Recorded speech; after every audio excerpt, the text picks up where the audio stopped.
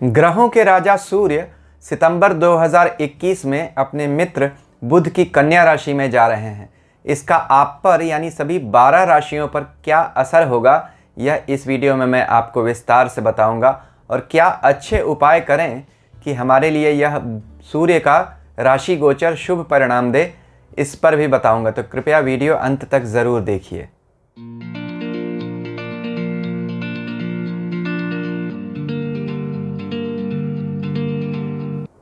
ओम नमः शिवाय। मैं अंशुमान आपका स्वागत करता हूं। 17 सितंबर 2021 को ग्रहों के राजा सूर्य अपने मित्र बुध की राशि कन्या में जा रहे हैं। इसका सभी 12 राशियों पर क्या प्रभाव पड़ेगा, इस वीडियो में हम इस पर विस्तार से चर्चा करेंगे और क्या उपाय करें कि हमारे लिए यह परिवर्तन शुभ हो। देखिए, सूर्य अग्नि तत्व है, सूर्य फायर हैं, सूर्य सोल हैं, आत्मा, और बुध आइडिया है, इंटेलिजेंस है, विजडम है, हमारी बुद्धि है। तो सूर्य का बुध में की राशि में यानी कन्या राशि में जाना ऐसे है जैसे कि फायर आइडिया के साथ मिल जाए, यानी फायरिंग अप ऑफ आइडियाज़। वैसे भी कन्या राशि बुध की उच्च राशि मानी जाती है, जिसमें बुध के सभी अच्छे गुण पूरी मात्रा में मौजूद होते हैं। बुध के अच्छे गुण क्या हैं? बुध बुद्धि है, विट है, इंटेलिजेंस है, विजडम है, वाणिज्य है, व्यापार है, व्यवसाय है, हर तरह का वो काम जिससे दुनिया का व्यापार आगे बढ़ता है। और सूर्य फायर इंजन है दुनिया का, जैसे सोलर सिस्टम का फायर इंजन है जिसके दम पर सारे ग्रह चलते हैं, इसी तरह हमारी आत्मा का भी कारक है। सूर्य उगता है तो दुनिया चलती है। इसीलिए सूर्य का बुध की राशि में जाना हमेशा अच्छी घटना होती है। फायरिंग अप ऑफ आइडियाज़ होते हैं। सूर्य और बुध मित्र भी हैं। बुध को छोटा बच्चा और युवराज भी कहा गया। अगर सूर्य पिता है तो बुध उसका पुत्र भी है। सूर्य अगर राजा है तो बुध उसका मंत्री भी कहा गया, मित्र भी कहा गया। तो सूर्य और बुध बहुत अच्छे मित्र हैं और जब भी दोनों एक दूसरे की राशियों में जाते हैं अच्छा ही परिणाम देते हैं। देखिए, इस राशि परिवर्तन का किस पर अधिक असर पड़ेगा। जो लोग भी जिनकी सूर्य या बुध की महादशा या अंतरदशा चल रही है उन पर अधिक असर पड़ेगा। इसके अलावा जिनकी भी उत्तरा फाल्गुनी, हस्त और चित्रा नक्षत्र हैं उन पर भी अधिक असर पड़ेगा, क्योंकि इस कन्या राशि में 3 नक्षत्र आते हैं, उत्तरा फाल्गुनी, हस्त और चित्रा। तो उत्तरा फाल्गुनी तो स्वयं सूर्य का ही नक्षत्र है, हस्त चंद्रमा का नक्षत्र और चित्रा मंगल का नक्षत्र है। तो देखिए, इसलिए भी सूर्य यहाँ अच्छा परिणाम देते हैं क्योंकि एक तो उनका अपना ही नक्षत्र हो गया, 2 बाकी के नक्षत्र चंद्रमा और मंगल के होते हैं जो दोनों सूर्य के मित्र हैं। इसलिए भी सूर्य बुध की इस राशि में अच्छा परिणाम देता है। तो अब देखते हैं कि सभी 12 राशियों का राशिफल क्या होगा। इससे पहले ज़रा सा इस बात पर विचार कर लेना होगा कि सूर्य जब बुध की इस कन्या राशि में जाते हैं तो आखिर करते क्या हैं और इससे हम क्या समझें, क्या अच्छे उपाय करें। तो इस वीडियो में मैं आपको उपाय सभी राशियों के लिए राशिफल से पहले ही बता देता हूं, फिर आप अपना राशिफल सुन सकते हैं। अगर आपको उपायों को ठीक से समझना है अपना राशिफल के साथ, तो अभी जो मैं बोलने जा रहा हूं उसे सुन लीजिए। अगर आपको सिर्फ राशिफल ही सुनना है तो आप आगे बढ़कर कुछ मिनट आगे बढ़ा दीजिए वीडियो को और अपना राशिफल सुन लीजिए। लेकिन फिर भी मैं कहूँगा कि समझ लीजिए कि आखिर यह राशिफल जानना कैसे है। नहीं तो आप सिर्फ राशिफल सुनेंगे तो आपको पूरी बात समझ में नहीं आ पाएगी। सूर्य बुध की इस राशि में आखिर करता क्या है। देखिए, बुध की कन्या राशि क्या है। कन्या का मतलब क्या होता है? वर्जिन गर्ल, एक कुंवारी लड़की। दुर्गा देवी का एक नाम कन्या भी है। बुध जो इस कन्या राशि के मालिक माने जाते हैं, काल पुरुष कुंडली के 6ठे भाव में यह राशि आती है। 6ठा भाव क्या है? रोग, शत्रु और ऋण का भाव होता है। रोग भाव का मालिक है, इसीलिए बुध को रोगों पर अधिकार दिया गया, क्योंकि बुध नर्वस सिस्टम का मालिक है, हमारे तंत्रिका तंत्र का। और 6ठा भाव कालपुरुष कुंडली का हमारा पेट दिखाता है। तो कहते हैं ना, सारे रोग पेट से ही उत्पन्न होते हैं। इसीलिए अगर बुध अच्छा तो आपको रोग बहुत कम होंगे। बुध और शनि को रोगों पर प्रधान अधिकार दिया गया। दोनों ही 6ठे भाव के मालिक माने जाते हैं। इसीलिए दुर्गा की उपासना करने से हर तरह के शत्रु और ऋण और रोग का नाश होता है। दुर्गा दुर्ग की तरह हमारी रक्षा करती है, इसीलिए उनका नाम दुर्गा है। इसीलिए बुध को शुद्ध करने के लिए हम कन्या पूजन करते हैं। जैसे मैंने कहा था ना, दुर्गा का एक नाम कन्या है और इस राशि का नाम क्या है? कन्या राशि। इसीलिए अगर किसी भी व्यक्ति को, जिनको सूर्य के इस राशि गोचर में कुछ भी तकलीफ आती है, तो उन्हें छोटी कन्याओं का पूजन करना चाहिए। कितना करना चाहिए? शिव पुराण कहता है कि अलग अलग बीमारी में कितने साल की कन्याओं का या छोटी कन्याओं का कितनी संख्या में पूजन करने से हमें किन बीमारियों से मुक्ति मिलती है, उनके बारे में विस्तार से शिव पुराण में बताया गया है। इस वीडियो का सब्जेक्ट नहीं है, इसलिए मैं यहाँ विस्तार से नहीं बताऊँगा। आप चाहें तो शिव पुराण देख सकते हैं। यहाँ मैंने आपको इसका उल्लेख कर दिया कि छोटी कन्या के पूजन से आपको सूर्य के इस राशि गोचर में हर तरह का लाभ होगा। वैसे भी देखिए, नवरात्रि इसके बाद आ जाते हैं, तो कन्या पूजन हमेशा ही अच्छा उपाय माना जाता है बुध का, और जब सूर्य इस राशि में होते हैं तब। यहाँ यह भी देखिए कि छठा भाव शत्रु भाव माना जाता है। शत्रु भाव, शत्रु कौन होते हैं? 6 शत्रु कहे गए हैं, जिनको षड रिपु या षड विकार कहा गया। काम, क्रोध, मोह, लोभ, मद, मत्सर।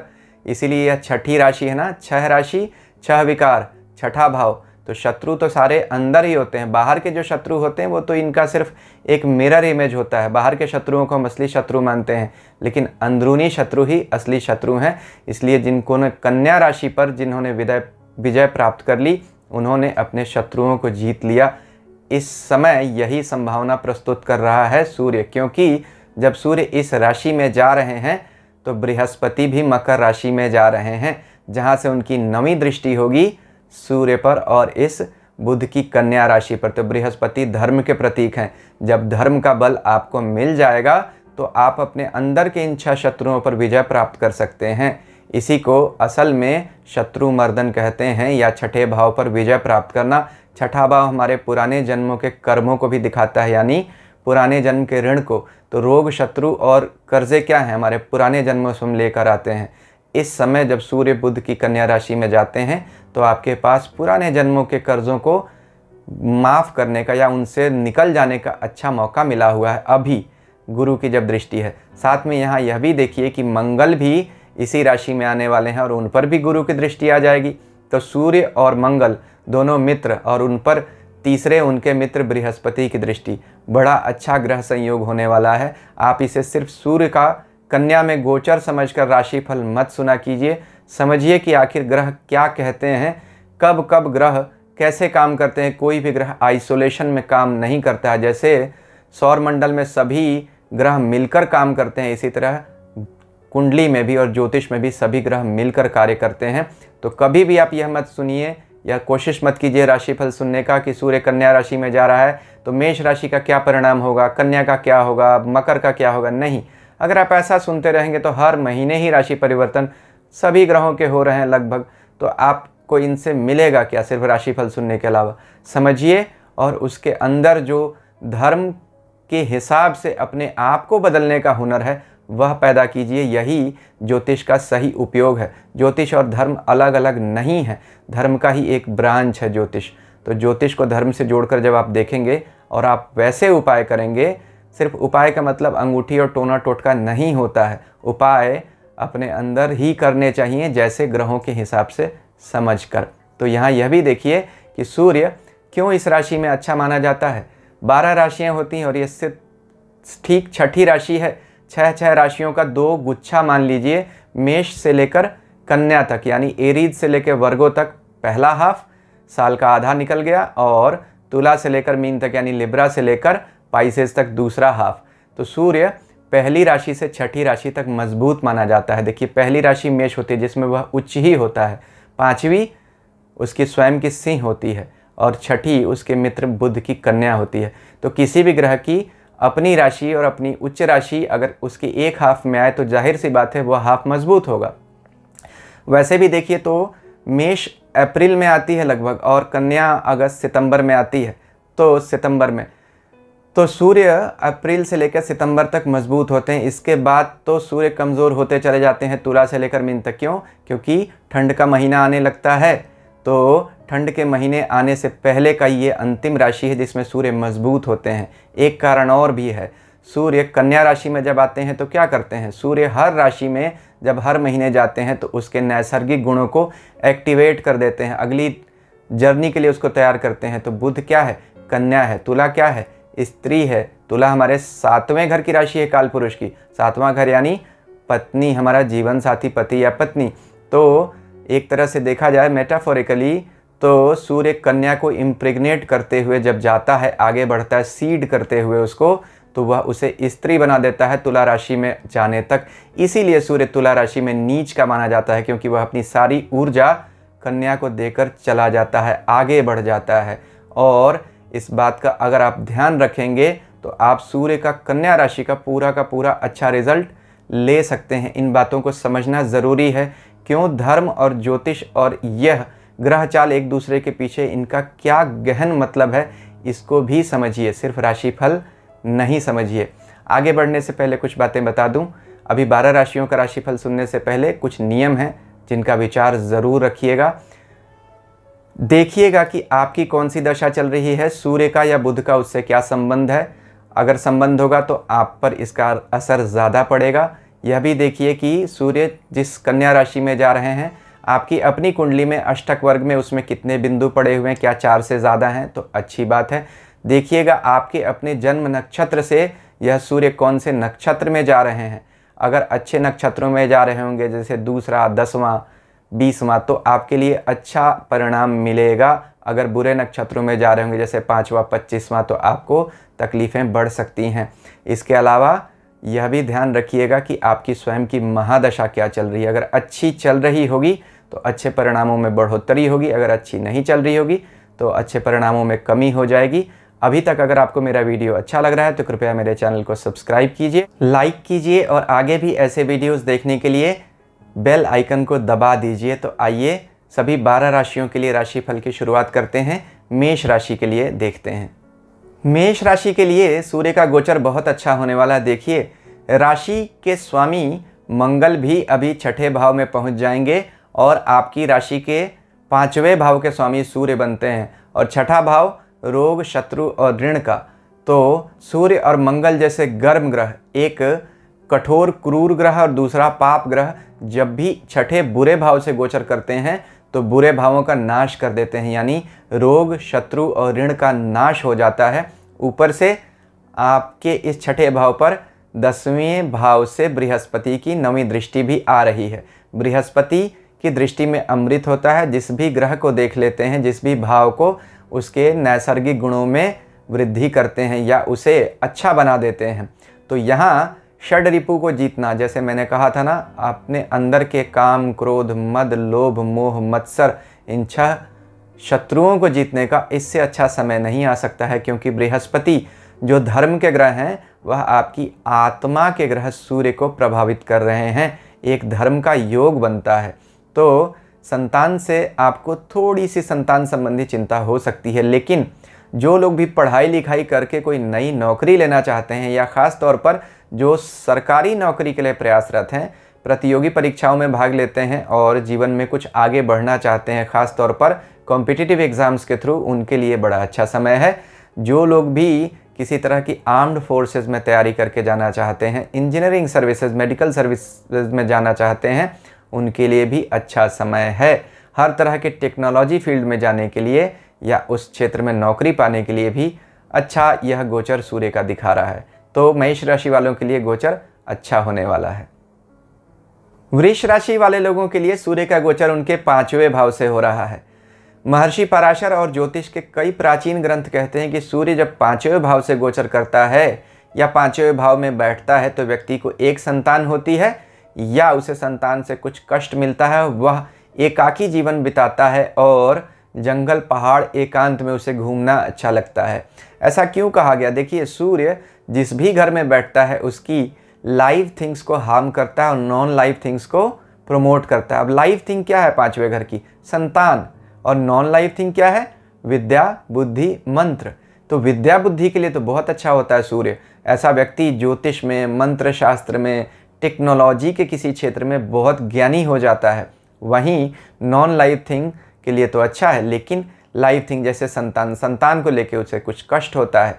और वहीं चौथे घर का स्वामी होकर वृष राशि वाले लोगों के लिए उनके 5वें भाव से गोचर कर रहा है। यह एक अच्छी बात है क्योंकि चौथा भाव केंद्र स्थान और 5वां त्रिकोण, तो केंद्र का मालिक जब भी त्रिकोण से गोचर करता है बड़े अच्छे रिजल्ट देता है। इसकी 7वीं दृष्टि आपके आय स्थान पर भी है, तो इनकम में बढ़ोतरी दिखा रहा है। साथ में मंगल के भी बैठा हुआ है, तो सूर्य और मंगल का 5वें घर में योग आपको किसी नए पद की प्राप्ति भी कराता है। 5वें घर से हम पद प्राप्ति देखते हैं। तो जिन लोगों का भी ऐसा काम है जिसमें एनर्जी की बहुत ज़्यादा ज़रूरत है, जैसे कोई एनर्जी सेक्टर में ही काम करता है, टेक्नोलॉजी से जुड़े हुए हैं, कहीं इंडिपेंडेंट काम करते हैं, कोई फोर्सफुल काम करते हैं, आर्म्ड फोर्सेस में हैं, उनके लिए बड़ा अच्छा समय है, तरक्की के योग है, तो प्रमोशंस भी हो सकती हैं। हाँ, स्किन की डिजीज़ से आपको थोड़ा सा सावधान रहना चाहिए। ख़ास तौर पर अपने पेट के एरिया के आसपास आपको जलन महसूस हो सकती है, उससे आपको बचकर रहना पड़ेगा। बाकी वृष राशि वाले लोगों के लिए गोचर अच्छा है। मिथुन राशि वाले लोगों के लिए सूर्य उनके चौथे भाव से गोचर कर रहे हैं। मिथुन के लिए सूर्य उनके 3रे भाव के स्वामी बनते हैं, जो स्टार्टअप्स को, नई शुरुआत को दिखाता है, हिम्मत को दिखाता है। और ऐसे में सूर्य का अपने मित्र के घर से गोचर करना अच्छी बात है। कार्य क्षेत्र में आपको उछाल देखने को मिलेगी क्योंकि यहाँ से सूर्य सीधे 7वीं दृष्टि से आपके काम के क्षेत्र को देख रहे हैं। वहाँ आपको ज़रूर बल मिलेगा, लेकिन एक चीज़ का आपको ध्यान रखना पड़ेगा यहाँ पर कि सावधानी आपको अपने घर में मेंटेन करनी पड़ेगी। कुछ न कुछ ऐसा घर में होगा जिससे आपको मन में चिंता होगी। गाड़ी चलाते समय सावधानी रखिए। काम के लिए जैसे मैंने कहा बहुत अच्छी बात है क्योंकि काम के घर के स्वामी बृहस्पति अभी सूर्य को देखेंगे, तो बृहस्पति स्वयं तो 8वें भाव से गोचर कर रहे हैं मिथुन राशि वाले लोगों के लिए, लेकिन जब वह सूर्य को देखेंगे तो सूर्य को बल मिल जाएगा, धर्म का बल मिलेगा। तो सूर्य के लिए जब बल मिलेगा तो सूर्य आपको भी बल देंगे। Sun is the fire engine of your birth chart, क्योंकि 3रे घर का मालिक है। 3रा घर शुरुआत को दिखाता है, स्टार्टअप्स, वहाँ से हाथों का विचार करते हैं, तो हर काम की शुरुआत हाथ से ही होती है। तो सूर्य आपके लिए इस महीने मिथुन राशि के लिए अच्छा परिणाम लेकर आ रहे हैं। सिर्फ वाहन चलाना और घर में किसी तरह की अनहोनी से बचना है। बाकी काम धंधे पैसे रुपए के लिए तो अच्छा गोचर है। कर्क राशि वाले लोगों के लिए सूर्य उनके 3रे भाव से गोचर कर रहे हैं। देखिए, हर क्रूर व पाप ग्रह का 3रे भाव से गोचर अच्छा होता है। 3रा, 6ठा, 10वां, 11वां उपचय भाव कहे गए, यानी यहाँ जितने ही पाप ग्रह या क्रूर ग्रह होंगे वह हमें उतनी ही एनर्जी भरेंगे, उतनी ही हमें दुर्धर्षता भरेंगे, हम गो गेटर हो जाएंगे। तो यह भाग दौड़ कराने वाले ग्रह हैं। जब भाग दौड़ के घर में बैठते हैं जहाँ से हम पैसे कमाते हैं तो यह हमें बड़ा अच्छा परिणाम देते हैं। देखिए, वैसे भी 3रा भाव काम भाव को दिखाता है, तो काम की प्राप्ति के लिए यानी किसी तरह की इच्छा की पूर्ति के लिए यह 3रा घर अच्छा होता है। इसमें बैठे ग्रह अगर अच्छे हों तो इच्छा पूर्ति कराते हैं। क्यों? हर तरह की इच्छा के लिए हमें मेहनत करनी पड़ती है पूर्ति के लिए, और 3रा घर हमारे हाथों को दिखाता है, तो हाथ से काम करके उसको प्राप्त करने की इच्छा व ऐसी क्षमता देता है जब यहाँ कोई ऐसा ग्रह बैठ जाता है। इसीलिए सूर्य और मंगल जो आपके दोनों यहाँ बैठेंगे इस गोचर में, सूर्य का तो गोचर हो ही रहा है कन्या राशि से, और जब आपके कर्म स्थान के स्वामी मंगल भी यहाँ बैठेंगे तो मानो 2-2 फायर इंजन यहाँ इकट्ठे हो गए। सूर्य तो फायर है और मंगल तो इंजन है ही। तो आप पूरे महीने जब तक यह सूर्य यहाँ रहेगा आप भागते रहेंगे। 3रा घर ट्रैवल का भी है, कम्युनिकेशन का भी है, हर तरह के स्टार्टअप नए काम का है। तो कर्क राशि वाले लोगों के लिए जिन्हें स्वयं ही चलते रहना पसंद है, क्योंकि यह जल तत्व की राशि है, तो ऐसे लोगों के लिए सूर्य का यह गोचर आपको तरह तरह की नई नई यात्राएं दे रहा है, नए नए लोगों से जुड़ने का मौका दे रहा है।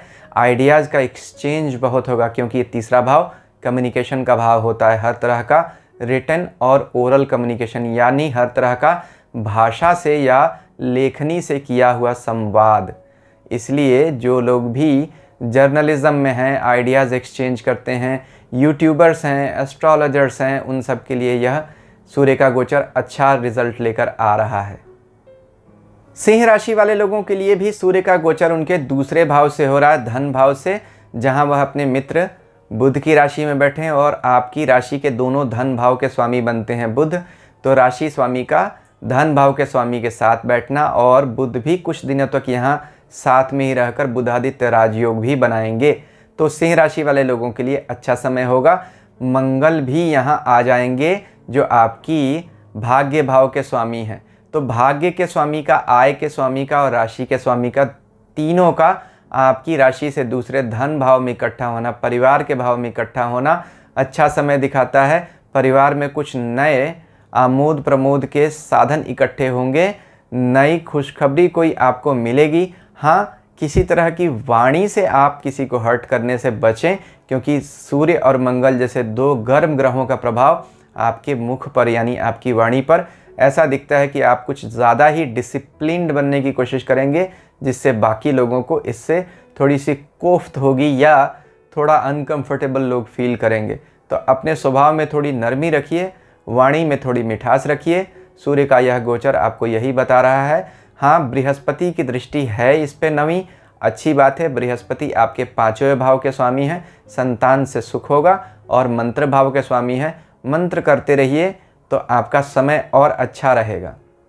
कन्या राशि के लिए बुध उनकी राशि के स्वामी बनते हैं, और सूर्य जब यहाँ इस कन्या राशि में रहेंगे तो बुध भी 6-7 दिनों के लिए यहीं पर उनके साथ रहेंगे। तो बुधादित्य राजयोग बनाएंगे आपकी राशि के ऊपर। 17 से लेकर 22-23 सितंबर तक अच्छा समय कहा जा सकता है कन्या राशि के लिए। उस पर भी बुध की और मंगल की युति होगी यहाँ सूर्य के साथ राशि के ऊपर, जब इतने सारे ग्रहों का प्रभाव होगा और उस पर बृहस्पति की दृष्टि जो आपके साथ में यानी व्यापार और पब्लिक के घर के मालिक हैं, तो आप में मैग्नेटिज्म बढ़ जाएगा, लोगों पर आपका प्रभाव अच्छा बनेगा और आप अपनी वाणी और इन्फ्लुएंस इंटेलिजेंस का बड़ा अच्छा इस्तेमाल करेंगे टू विन ओवर अदर्स। तो यहाँ यह दिखता है कि जो लोग भी भाषा से जुड़ा हुआ काम करते हैं या लाइजनिंग का काम करते हैं, किसी तरह का कंसल्टेंसी, एडवाइजरी या किसी भी तरह का लॉ से जुड़ा हुआ जिनका काम है, वकील हैं, कोई फाइनेंशियल सर्विसेज से जुड़े हुए हैं जैसे चार्टर्ड अकाउंटेंट हैं, या कोई भी ऐसा आदमी जो शेयर मार्केट से भी जुड़ा हुआ हो सकता है, उन लोगों के लिए समय बहुत अच्छा है। सूर्य यहाँ हालांकि आपकी राशि से 12वें घर के स्वामी बनते हैं, 12वां व्यय व विदेश है, लेकिन महर्षि पराशर कहते हैं कि सूर्य व चंद्रमा को 12वें भाव के स्वामी होने का दोष नहीं लगता है। हाँ, कुछ सेहत की समस्या आपको विचलित ज़रूर कर सकती है, लेकिन चूंकि 12वां विदेश है और यहाँ वह आपकी राशि यानी शरीर के ऊपर आ गया, तो जो लोग भी विदेश जाने के प्रयासरत हैं उनके लिए अच्छा समय हो सकता है, विदेश जा सकते हैं। 7वां घर भी कहीं विदेश को दिखाता है, और 7वें भाव के स्वामी की भी यानी बृहस्पति की भी दृष्टि जब आएगी तो आपको विदेश जाने में मदद कर सकती है। तो कन्या राशि के जो लोग बाहर जाना चाहते हैं पढ़ाई के लिए सही या वैसे बस जाने के लिए, उनके लिए अच्छा समय प्रस्तुत हो रहा है। बाकी एक्टिविटीज़ के लिए भी समय अच्छा है। सिर्फ और सिर्फ सेहत का ध्यान रखिए और गाड़ी ठीक से चलाइए, और गर्मी शरीर में बढ़े तो उस पर ध्यान दीजिएगा, नहीं तो चेहरे पे फोड़े फुंसी होने की संभावना बनती दिख रही है। तुला राशि के लिए सूर्य उनके 12वें भाव से गोचर कर रहे हैं, जहां वह 12वें भाव के स्वामी के साथ भी एक हफ्ते के लिए रहेंगे 17 से 23 तारीख तक। तो सूर्य और बुध का बुधादित्य योग बनाएंगे। बुध 12वें भाव में अगर अपनी मजबूत राशि में होते हैं तो इंपोर्ट एक्सपोर्ट से जुड़े हुए कामों के लिए बड़ा अच्छा होता है। मेरे एक बड़े अच्छे मित्र हैं, हमारे देश के बड़े इंडस्ट्रियलिस्ट हैं, उनकी 12वें घर में सूर्य व बुध का योग है और उनका देश विदेश में बड़ा अच्छा कारोबार है। पूरे विश्व के 80 देशों में उनके प्रोडक्ट्स एक्सपोर्ट होते हैं। सूर्य बुध का ऐसा योग उनके 12वें भाव में उनको बहुत बड़ा इंडस्ट्रियलिस्ट और एक्सपोर्टर बनाता है। इसलिए चाहे वह आपकी कुंडली में यह योग पड़ा हो या आपके जन्म स्थान से भी यह योग गोचर करे गुजरे, तब भी आपके लिए बड़ा अच्छा समय कहा जा सकता है। सूर्य, मंगल और बुध जब यह तीन यहाँ इकट्ठा होंगे 12वें भाव में, तो आपके खर्चे तो बढ़ाएंगे। जीवन साथी के प्रति आपको चिंता ज़रूर होगी या कुछ असहमति की स्थितियाँ बन सकती हैं जो कि बहुत अच्छी नहीं होंगी। मांगलिक योग एक तरह से पार्शियली बन रहा है और आपके मंगल 7वें भाव के यानी जीवन साथी के भाव के भी स्वामी हैं, तो किसी तरह के मन मुटाव से बचाव करिए, नहीं तो स्थितियां बिगड़ती हुई दिख रही हैं, क्योंकि सूर्य भी यहाँ इन बातों को हवा दे रहे हैं। अपने बिजनेस पार्टनर से भी किसी तरह के मन मुटाव से बचिए। जो लोग भी बाहर जाना चाहते हैं उनके लिए अच्छा समय है। खर्चे आपके बढ़ते हुए लेकिन दिख रहे हैं। रोग आपके कुछ दिखेंगे, ख़ास तौर पर आपके पैरों और पीठ में आपको कुछ समस्या हो सकती है। स्किन से जुड़ी समस्याएं आ सकती हैं, सावधान रहिएगा। 11वें भाव के मालिक आपके सूर्य हैं, यानी आय के घर और खर्च के घर में जा रहे हैं। तो आय जितनी भी आएगी इस महीने सूर्य के गोचर में, आय तो आती रहेगी क्योंकि सूर्य अच्छे हैं, लेकिन वह सारा का सारा खर्च होता रहेगा। तो ध्यान रखिए कि किसी प्रोडक्टिव चीज़ में ही उसको खर्च कीजिए, फिजूल खर्ची से बचना पड़ेगा, नहीं तो आपके पैसे कहाँ निकल जाएंगे आपको इस महीने समझ नहीं आएगा।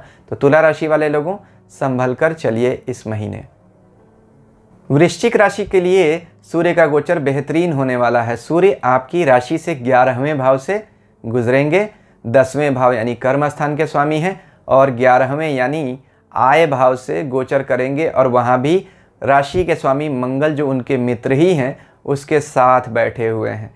तो आपकी राशि से 11वें भाव, इच्छा पूर्ति के भाव में, धन आगमन के भाव में 3 ग्रहों का गोचर करना, जिसमें से एक तो उसी जगह का मालिक है यानी बुध जो 17 से 23 तक रहेगा, और उसके साथ साथ मंगल जो लगभग सूर्य के साथ पूरे समय तक रहेंगे, 17 सितंबर से 17 अक्टूबर तक, और सूर्य तो है ही वहाँ पे।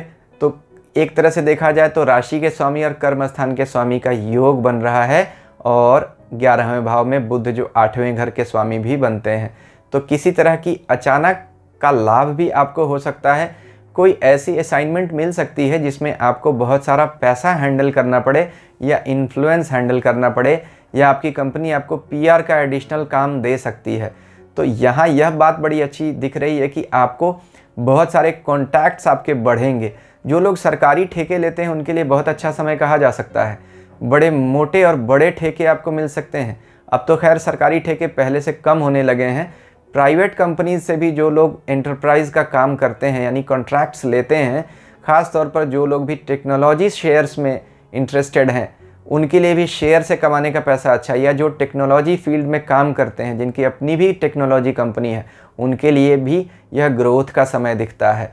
तो यह सूर्य का गोचर आपको धन तो बहुत लेकर आ रहा है। वृश्चिक राशि, धनु राशि के लिए सूर्य का गोचर अच्छा हो रहा है। सूर्य आपकी राशि के स्वामी बृहस्पति के मित्र हैं और आपके भाग्य भाव के स्वामी बनते हैं, और कर्म स्थान से उनका गोचर हो रहा है।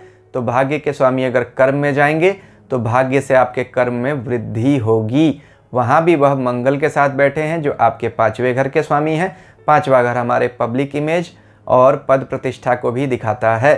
तो यहाँ बृहस्पति जो आपकी राशि के स्वामी हैं उसकी दृष्टि है सूर्य और मंगल दोनों पर। मंगल 12वें घर के स्वामी है। 12वें घर के स्वामी का 10वें कर्म स्थान में बैठना ऐसा दिखाता है कि आपको किसी विदेश से जुड़ी कंपनी से कोई ऑफर आ सकता है, या विदेश से किसी का व्यापार जो है व्यापार करते हैं उनका व्यापार संबंध स्थापित हो सकता है। तो यह समय अच्छा कहा जा सकता है।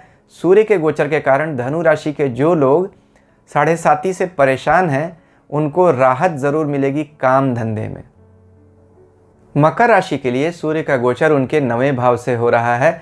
सूर्य आपकी राशि के स्वामी शनि के शत्रु हैं और राशि के स्वामी के दूसरे शत्रु मंगल के साथ मिलकर 9वें भाव में बैठे हुए हैं।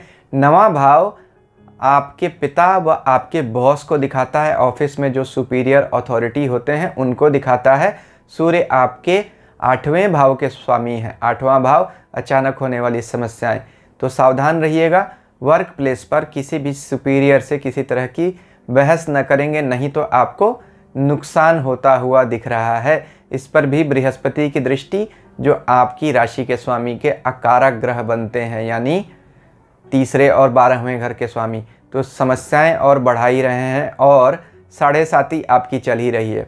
तो सूर्य का गोचर यहाँ कुछ दिनों तक ही आपको कुछ अच्छे परिणाम दे सकता है, खास तौर पर जब यहाँ वह बुध के साथ मिलकर बैठेगा तब आप कुछ अच्छी उम्मीद ज़रूर कर सकते हैं। लेकिन मकर राशि वाले लोगों के लिए यह गोचर अच्छा नहीं कहा जा सकता है।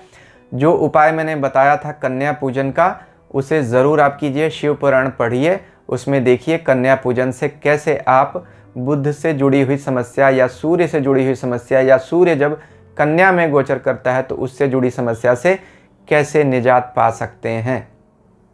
कुंभ राशि के लिए सूर्य का गोचर उनके 8वें भाव से हो रहा है, जो अच्छा गोचर नहीं कहा जाता है। सूर्य आपकी राशि के स्वामी के शत्रु हैं और 7वें भाव के स्वामी बनते हैं व्यापार व जीवन साथी के, और आपकी राशि के स्वामी के 10वें भाव यानी कर्म स्थान के स्वामी मंगल को भी लेकर बैठे हुए हैं। तो ऐसा कहा जा सकता है कि आपको तकलीफ़ें इस समय बढ़ेंगी सूर्य के गोचर से। 7.5 आपकी चल ही रही है। सिर्फ और सिर्फ बुध आपको कुछ राहत दे रहे हैं, क्योंकि 6ठे भाव में वह अपनी राशि में बैठेंगे। तो किसी तरह का अचानक धन लाभ हो सकता है। कोई पुरानी पैतृक संपत्ति का विवाद अगर चल रहा है उसमें आपको लाभ मिलेगा, लेकिन सेहत की समस्या, आपको स्किन की और नर्वस सिस्टम की, पेट से जुड़ी हुई प्रॉब्लम्स आपको आ सकती हैं। सिर्फ बृहस्पति की दृष्टि आपका कुछ बचाव कर रही है, लेकिन यूं कहा जा सकता है कि सूर्य का 8वां गोचर सेहत की समस्या और पिता को लेकर कष्ट देता है। तो सावधानी अपेक्षित है। जो उपाय मैंने वीडियो के शुरू में बताए थे, शिव पुराण में जो कन्या पूजन की विधि बताई गई है उसके हिसाब से आप सूर्य का उपाय कीजिए, तभी आपको लाभ होगा। नहीं पढ़ना चाहते हैं तो सिर्फ और सिर्फ महादेव की उपासना कीजिए, इससे भी आपको लाभ हो जाएगा। मीन राशि के लिए सूर्य का गोचर 7वें भाव से हो रहा है, जो अच्छा नहीं कहा जाता है। यहाँ भी सूर्य मंगल के साथ गोचर कर रहे हैं। मंगल भी 7वें भाव में बैठकर जीवन साथी के साथ संबंधों में तनाव देते हैं, जो कार्य सूर्य भी करते हैं। तो जो लोग भी किसी तरह के मनमुटाव से गुजर रहे हैं या पारिवारिक क्लेश का सामना कर रहे हैं, उनके लिए समय अच्छा नहीं है। मनमुटाव और क्लेश बढ़ जाएंगे। अगर आपने सावधानी से इन पर अंकुश नहीं लगाया तो बात अलगाव तक जा सकती है। 7वें घर में बैठा हुआ सूर्य व मंगल तलाक तक कराते हुए देखे गए हैं। तो कृपया सावधानी से अपनी बुद्धि का सही प्रयोग कीजिए, क्योंकि बुध भी वहाँ पर है। तो बुद्धि का स्वामी बुध जब वहाँ बैठा हुआ है उसका लाभ लीजिए। हाँ, राशि के स्वामी बृहस्पति भी इस कॉम्बिनेशन को देख रहे हैं और 7वें भाव को देख रहे हैं। रक्षा तो करने का प्रयास कर रहे हैं, लेकिन अगर आपने स्वयं की ही रक्षा नहीं की तो फिर कैसे होगा, क्योंकि बृहस्पति भी तो अभी नीच राशि में है। तो धर्म का बल आपका घटा हुआ है और बुद्धि का बल का आप सहारा नहीं लेंगे तो फिर गुस्से का बल बढ़ जाएगा। यानी सूर्य व मंगल जो गर्म ग्रह हैं, जो गुस्सा देते हैं जब राशि को या शरीर को या लग्न को देखते हैं, तो व्यक्ति बहुत एग्रेसिव हो जाता है। यह सारा का सारा एग्रेशन आपके 7वें भाव में फूटेगा। 7वां भाव व्यापार व जीवन साथी का है। तो आप अपने बिजनेस पार्टनर या अपने जीवन साथी से ही लड़ पड़ेंगे, या अगर ऐसा नहीं हुआ तो उन लोगों के साथ किसी न किसी तरह का विवाद उत्पन्न होने की संभावना है। कृपया अपने आप को संभाल कर रखिए। सामने से जो परेशानी आ रही है उसे तो हम बाद में भी दूर कर सकते हैं, लेकिन जिस परेशानी की शुरुआत आप कर देंगे उसे बाद में दूर करना मुश्किल हो सकता है। तो यहाँ सूर्य का यह गोचर यही बता रहा है कि मीन राशि वाले लोगों अपने भावों को सही तरीके से व्यक्त कीजिए और किसी से विवाद न कीजिए, नहीं तो आपकी पब्लिक इमेज को भी नुकसान हो सकता है। सूर्य मंगल 7वें घर में ऐसी स्थिति में आपके पब्लिक इमेज को नुकसान देते हैं। अगर अभी तक आपने मेरा चैनल सब्सक्राइब नहीं किया है तो कृपया इसे सब्सक्राइब कर दीजिए। ईश्वर हम सबका कल्याण करें। हरिओम।